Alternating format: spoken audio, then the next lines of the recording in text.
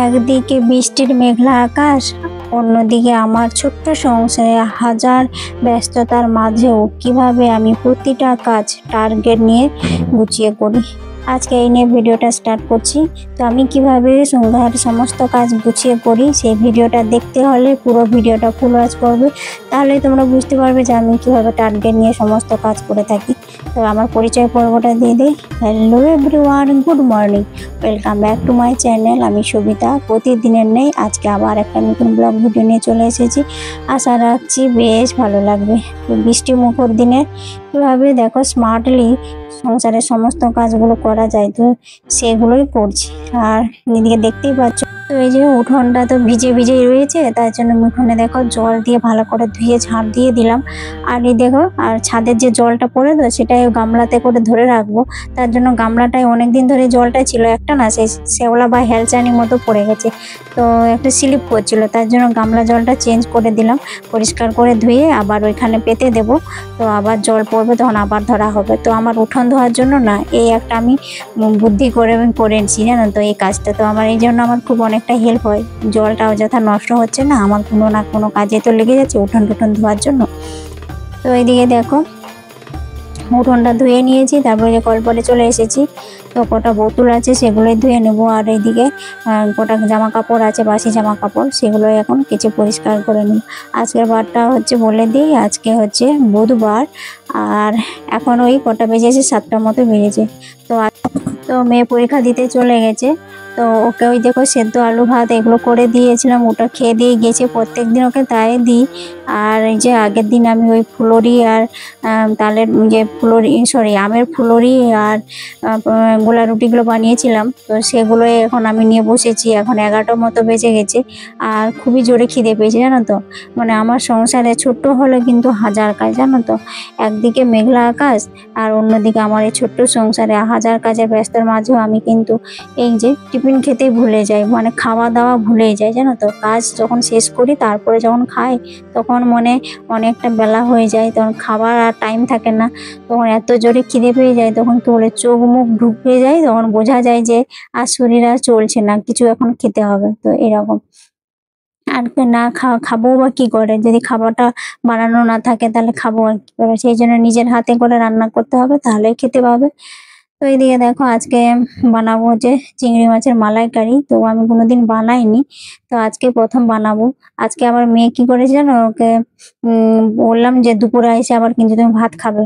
তো এই যে চিংড়ি মাছের মালাইকারি তৈরি করছি, কেমন করবো আর তুমি খাবে এসে। তো বলে ঠিক আছে রান্না করো, তুমি তো আজকে প্রথম করছো, আর এসে খাবো। তো এদিকে দেখো নারকেলটা ছিল, সেই নারকেলটাকে দুধটা বের করে নিয়েছি, নারকেলের মিক্সিতে পেস্ট করে দুধ করে নিয়েছি। আর সেটাই এখন এই দেখো মশলাটা কষিয়ে নিয়ে তারপরে নারকেলের দুধটা দিয়ে দিয়েছি। তো যে মশলাটা ফুটে যাবে, তারপরে এই যে চিংড়ি মাছগুলো ভেজে রেখেছিলাম তো সেগুলোই দিয়ে দেবো। তো চিংড়ি মাছের মালাইকারিটা আজকে বানিয়েছি প্রথম, কিন্তু খুব সুন্দর হয়েছে খেতে। তো আমার তো ভালো লেগেছে, কোনোদিন আমি বানাইনি। আমি অনেক সময় দেখি চিংড়ি মাছ দিয়ে আমি কি বানাই জানো, চিংড়ি মাছের বাটাটাই বেশি করে খাই।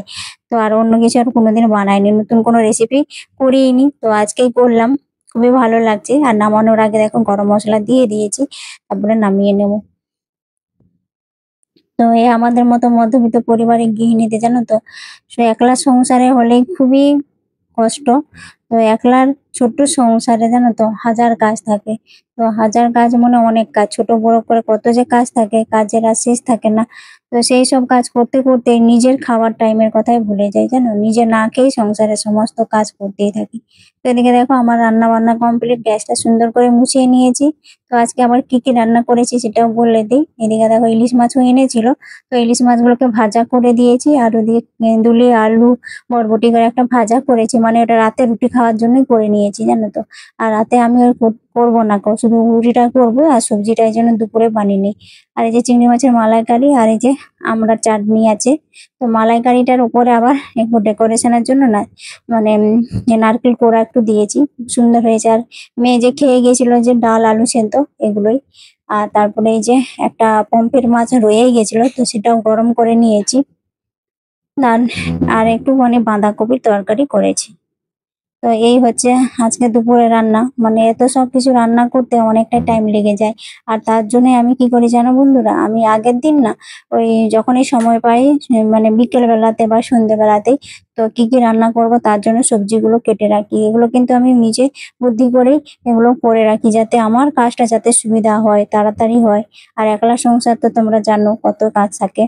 তো মেয়ের এদিকে পড়াশোনার চাপ, তারপর আমার সংসারে এত কাজের চাপ, তো কোন দিকে সামলাবো বলো তো? সেই জন্য যখনই সময় পাই তখনই করো, মানে একটু কোনো রেস্ট আমি নিতে পারছি না, এত শরীরটা ক্লান্তি করছে। আর মনে হচ্ছে শরীর আর চলছে না। আর পরীক্ষার সময় হলে তো মেয়ে তো জানোই, মেয়ের পরীক্ষা হলে মানে আমারও পরীক্ষার এত চাপ, এত টেনশন, তখন শরীরের হাত পা এতই অবশ হয়ে যায়, তখন কোনো কাজ আর ভালো লাগে না। আর তাহলে তারপর মন যদি না ঠিক থাকে আর শরীর যদি না ঠিক থাকে তাহলে কি কোনো কাজ ভালো লাগে বলো তো? তারপরে এই যে মেয়ের বই রাখার একটা একটুখানি বইগুলো কমে গেছে। তার মানে ওই বইগুলোর সব যেগুলো যেগুলো পরীক্ষা হয়েছে সেগুলো খাটের উপর রাখা আছে জানো তো।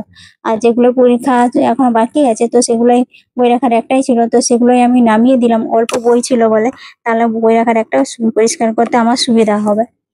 তো তার জন্য এই যে নামিয়ে দিয়েছিলাম। আর পরীক্ষার যে প্রশ্নপত্রগুলো ছিল সেগুলোকে এখন সুন্দর করে আমি রেখে দিচ্ছি। আর ওর যখন স্যার আসবে তখন ওগুলোতে দেখতে চাইবে, তো সেই জন্যই এখন ওর কোনো স্যার বা ম্যাম আসে না জানো তো। পরীক্ষার সময় আমি আসতেই বারণ করেছি। কি বলতো, স্যার ম্যাম আসলে তো আর পড়াটা তো ঠিকঠাক হবে না। স্যার ম্যাম এসে তো ওই যে একটুখানি বুঝিয়ে দেবে, এই করবে, কিন্তু ওকেই তো ভালো করে পড়তে হবে, ওকে তো পড়ার টাইম দিতে হবে। সেই জন্য আমি না বলে দিয়েছি। তো এখন আসবে না, ওই পরীক্ষা শেষ হলে তারপরে আসবে। তো এইদিকে দেখো এখন বইগুলো সব নামিয়ে নিয়েছি। আর মেয়ের যত ড্রয়িং এর সব কিছু রং কালার টালার যেগুলো থাকে সব নামিয়ে সুন্দর করে এটা এখন পরিষ্কার করে নেব। তো এই যে রান্না বান্না সেরে গোপালকে সেবাটা দিয়েছি। তারপরে ওই যে আমি টিফিন খেয়েছি সেই যে। আর এখন কটা বেজেছে, এখন ওই 12:30 মতো বেজে গেছে। তো মেয়ে চলে আসবে 1টা 20-তে, এসলে তখন আমরা ভাত খাবো। তো এই জন্যই ভাবলাম যে কেন বসে থাকবো, তাহলে কাজটা করে নিই। যে আমার সংসারের মানে এই কাজটাও মানে পরিষ্কারও হয়ে যাবে আর গোছানোও থাকবে, তো ভালো লাগবে। এই জন্য প্রত্যেকদিন না একটা একটা করে ছোট ছোট কাজগুলো করার চেষ্টা করি, যে এক একটা করে এক একটা দিন কাজ করব। তাহলে আমার কি বলতো অনেকটাই মানে অনেকটাই সুবিধা হবে। আর একদিনে সব কাজ করতে তো পারা যায় না, সংসারে বাসি কাজ থেকে মানে আমাদের গৃহিণীদের কি বলতো জুতো সেলাই থেকে চণ্ডীপাঠ সবই কিন্তু একা একা নিজের হাতে করতে হয়।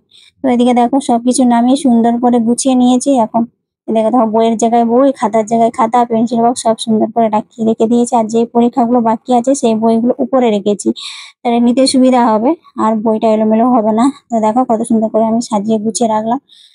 তো আমার সংসার গুছিয়ে সাজিয়ে রাখতে কিন্তু খুব ভালো লাগে। তার জন্য আমাদেরকে যেন কঠোর পরিশ্রম করতে হয়। তো পরিশ্রম ছাড়া তো কোনো কাজই সম্ভব নয়, তাই না? কোনো কাজে সফল পাওয়া যায় না। তো এই জন্য সুন্দর করে এখন বই একটা সাজিয়ে গুছিয়ে নিয়েছি। তো কেমন করে সাজানো হলো গুছানো হলো অবশ্যই তোমরা কমেন্ট করে জানাবে। আর এদিকে দেখো এখন বিকেল 6টা মতো বেজেছে। তো মেয়েকে আমি বললাম যে তোমার পরীক্ষা আছে, তুমি বসো। তারপরের দিন মেয়ের ইতিহাস পরীক্ষা আছে জানো তো। ইতিহাস মানে কত পড়তে হবে কত। তো সেই জন্য ওকে বললাম যে তুমি পড়তে বসে যাও এখানেই, আর আমি এখানে সবজিটা নিয়ে চলে আসি আর এখানে কাটবো। ওর পড়াটাও শোনা হবে, ওর পড়াটাও দেখা হবে, আর আমার এই যে সবজি কাটাও হয়ে যাবে।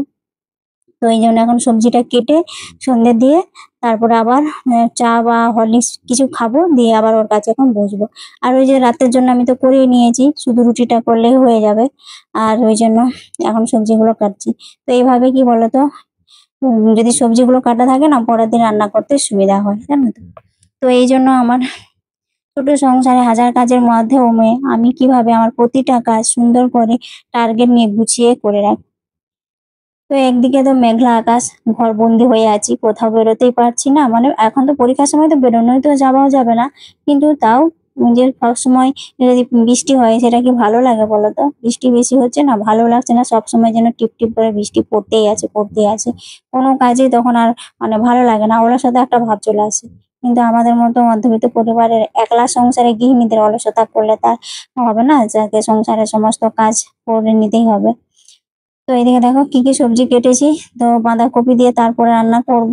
আর ওই যে কুঁদরি আলু, ওটা একটা ভাজা করব। আর মানে কুমড়ো ভাজা করব, এগুলো কেটে নিয়েছি। তো এখন ধুয়ে সুন্দর করে তারপরে গুছিয়ে রেখে দেবো। তো সুন্দর করে ধুয়ে জল ঝরবে, তারপরে ফ্রিজে ভরে দেবো। আর একটা আমার এই যে বড় সর্বনাশ হয়ে গেছে, দেখো চা খাওয়া হয়েছিল, আমি তো চা খেলাম, মেয়ে তো কলেজ গিয়েছিল, সে খেতেই তারপরে কাপটা ওখানে গ্লাসটা রাখা ছিল, ব্যাস হাতে লেগে পড়ে গিয়ে দেখো ভেঙে একবার চুরমার হয়ে গেল। তো এইরকম হচ্ছে, তাড়াহুড়ো করে কোনো কাজে সফল হয় না, দেখেছো? তো ভিডিওটা কেমন লাগছে অবশ্যই তোমরা কমেন্ট করে জানাবে। তো ভিডিও যদি ভালো লাগে তাহলে প্লিজ আমার চ্যানেলটা সাবস্ক্রাইব করে আমার পরিবারের নতুন বন্ধু হয়ে থাকবে। সবাইকে টাটা, বাই, গুড নাইট।